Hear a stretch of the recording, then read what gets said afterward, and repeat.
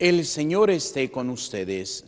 Y con tu espíritu. Del Santo Evangelio según San Lucas. Gloria a ti, Señor.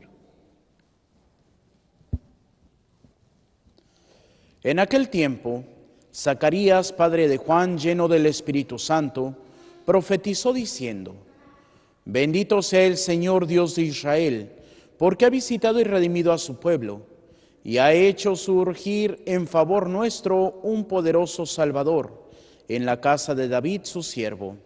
Así lo había anunciado desde antiguo, por boca de sus santos profetas, que nos salvaría de nuestros enemigos y de las manos de todos los que nos aborrecen, para mostrar su misericordia a nuestros padres y acordarse de su santa alianza. El Señor juró a nuestro padre Abraham concedernos que, libres ya de nuestros enemigos, los sirvamos sin temor en santidad y justicia delante de Él, todos los días de nuestra vida. Y a ti, niño, te llamarán profeta del Altísimo, porque irás delante del Señor a preparar sus caminos y a anunciar a su pueblo la salvación mediante el perdón de los pecados.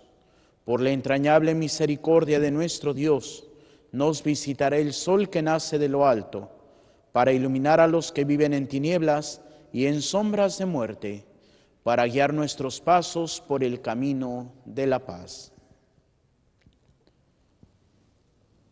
Palabra del Señor. Gloria a ti, Señor Jesús. Por la lectura del Santo Evangelio sean perdonados nuestros pecados. Amén. Nos sentamos brevemente. Queridos hermanos y hermanas, estamos ya ahora sí que en la puerta de la Navidad.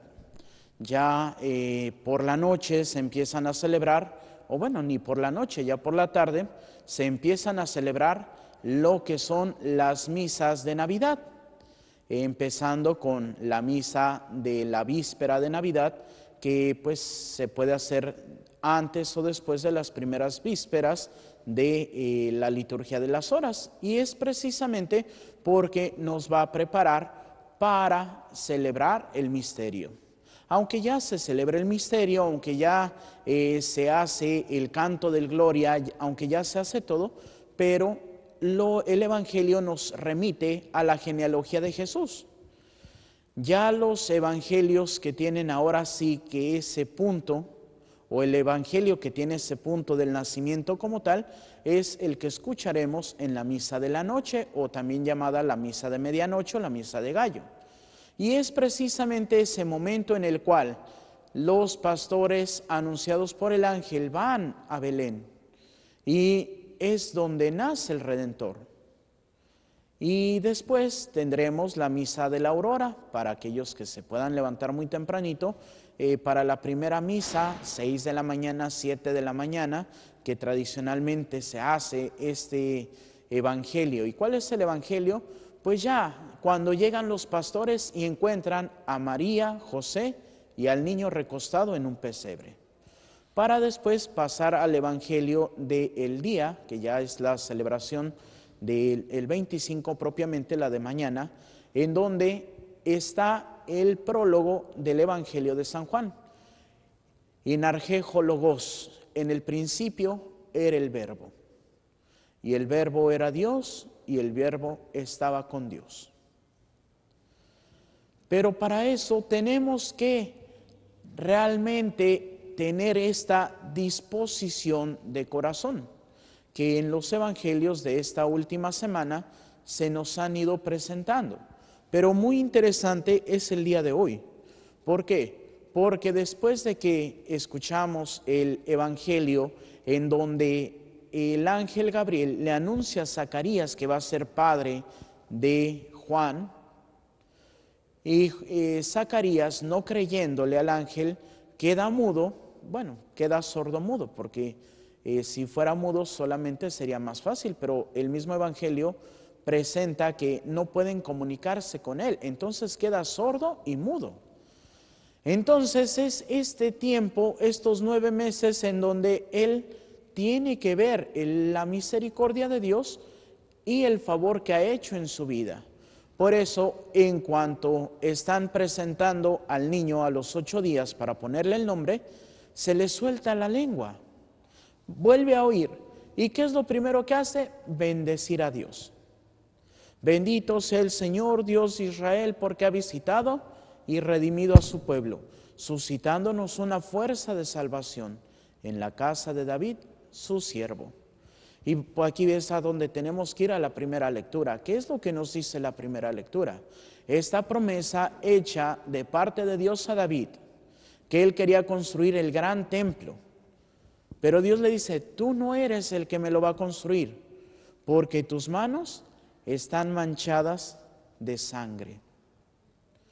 Ahora podríamos preguntarnos, ¿cuántos de nosotros, no que tengamos las manos manchadas de sangre, pero sí, cuántos de nosotros tenemos una vida llena de pecado?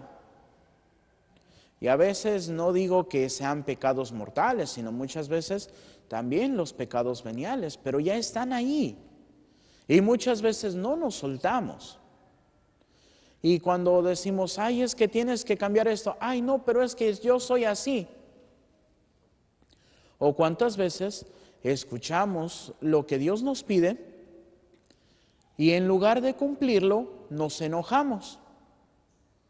Ustedes imagínense cómo hubiera sido para María y José, que el Señor les dice que tienen que ir a Belén. ¿Y cómo lo dijo? Pues bueno, por medio del emperador César Augusto, que quiere saber cuánta gente tiene en el imperio, ya era un imperio, para llevar un cálculo, el primer censo grande de la historia, podríamos decir. Y entonces, ¿qué es lo que pasa? Pues ahora es muy fácil. Llamamos el empadronamiento cuando vamos a sacar nuestra identificación oficial, la credencial para votar, decimos, pero pues no, es la identificación oficial del país. Aunque pues bueno, ciertamente se utiliza para votar. En Estados Unidos nuestros hermanos dicen, hay que sacar el ID. Entonces van, se registran y ya hay un padrón que le llaman. Entonces, pues se tenían que ir a empadronar. ¿Y en dónde tenía que ser? Pues ahora es muy fácil. Pues yo soy de la Ciudad de México, pero pues no tengo mi credencial de allá, tengo la credencial de aquí de la ciudad de Tijuana. ¿Por qué? Porque es aquí donde resido. Pero en ese tiempo era, no, pues todos tienen que ir a donde nacieron. Y pues ni modo, José, como jefe de familia, pues tenía que ir a Belén y ahí registrar también a su esposa y al hijo que iba a nacer. Entonces es por eso que van desde Nazaret hasta Belén.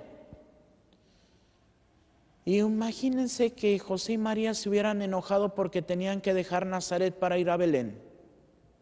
Pues no, es aprender a hacer la voluntad de Dios. Por eso, esta es la primera parte del cántico de Zacarías, porque ha visitado y redimido a su pueblo.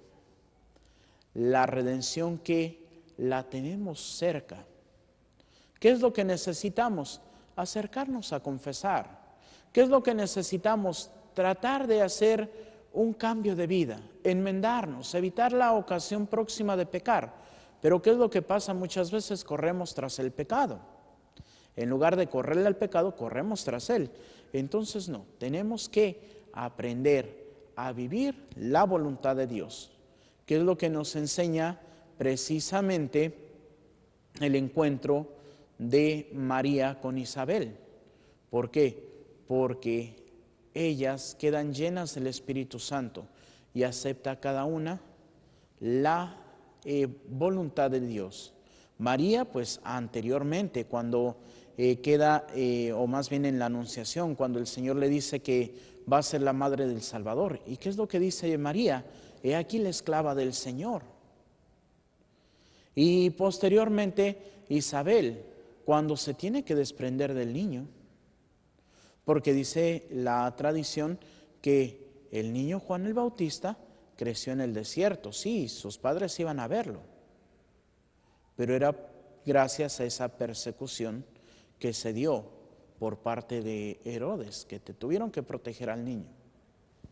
Y es así que tenemos esta encomienda, estar siempre cumpliendo la voluntad del Señor.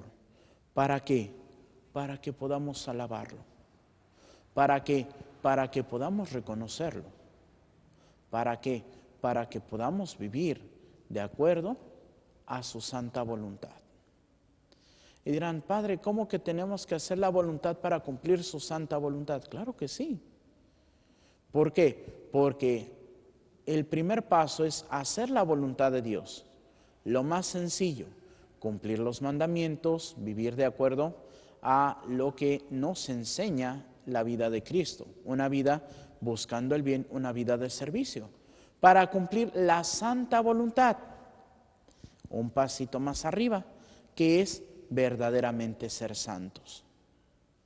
Todo el bien que hacemos, todo lo que nos esforzamos en la vida es para llegar a la santidad.